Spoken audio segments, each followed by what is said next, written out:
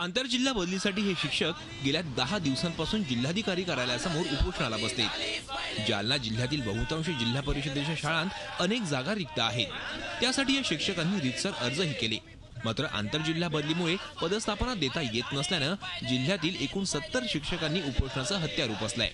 आमच्या मागण्या म्हणजे की आम्हाला लवकर ज्या रिक्त जागा आहेत त्या जालना जिल्हा परिषदेने त्या रिक्त जागेवर लवकरात लवकर पदस्थापना द्यावी आणि आम्हाला सहकार्य करावे, ही आमची रास्त आणि म्हणजे दुरापास्त मागणी।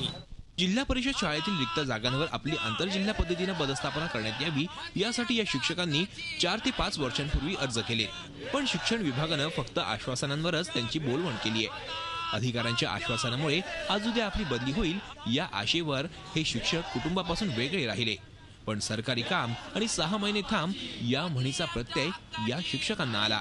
अर्ज विनंत्या मान्य होत नाहीत हे पाहून या शिक्षकांनी अखेर उपोषणाचं हत्यार उपसलंय।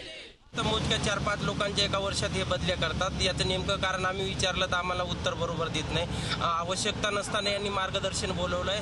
GR मध्ये असं स्पष्ट नमूद आहे की आपल्या जिल्हा परिषदचे मुख्य कार्यकारी अधिकारी हे सक्षम प्राधिकारी आहे, ते आपल्या नियमानं बदल्या करू शकतात।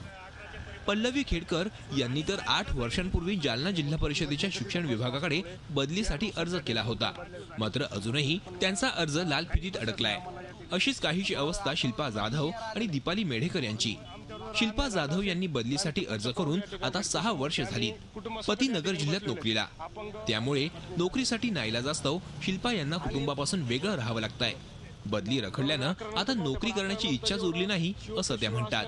आम्हाला असं फक्त तोंडी आश्वासनं देतात की तुम्ही नंतर या, तुमचा भाऊ तुमचा निकाल लाव, काहीतरी प्रश्न तुमचं हे करू, पण ते असं म्हणजे आम्हाला लेखी काही प्रूफ देत नाही की तुमचं आता आम्ही लगेच तुमचा प्रश्नाचा निकाल लगेच काहीतरी तुम्हाला जे पाहिजे ते आम्ही देऊन टाकू म्हणून। नोकरी करतोय म्हणजे खूप मोठी चूक करतोय असं कधीतरी मनाला वाटतं मला। त्यामुळे सरकारने आमच्याकडे लक्ष द्यावं।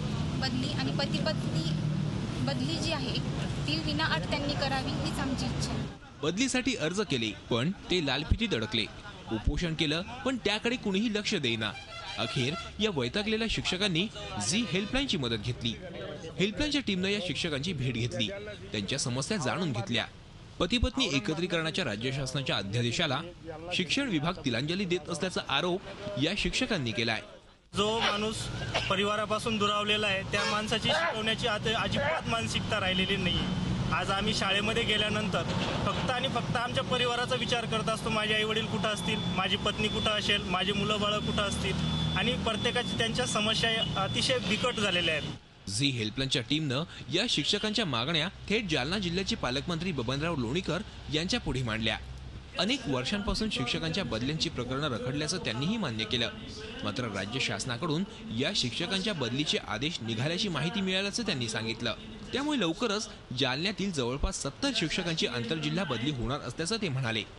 शासनाकडून जिल्हा बदलीच्या संदर्भात काही मेरिटवर यावर्षी बदल्या होतील। साधारणतः आपल्या जिल्ह्यातले 70 शिक्षक यावर्षी आपल्या जिल्ह्यात येतील, जे की 15 वर्षापासून त्यांना यायचं होतं, ते शक्य झालं नाही, पण यावर्षी जिल्हा बदलीतून 70 शिक्षक आपल्या जिल्ह्यात येतील। पालकमंत्र्यांनी दिलेल्या माहितीमुळे आता या शिक्षकांना दिलासा मिळालाय।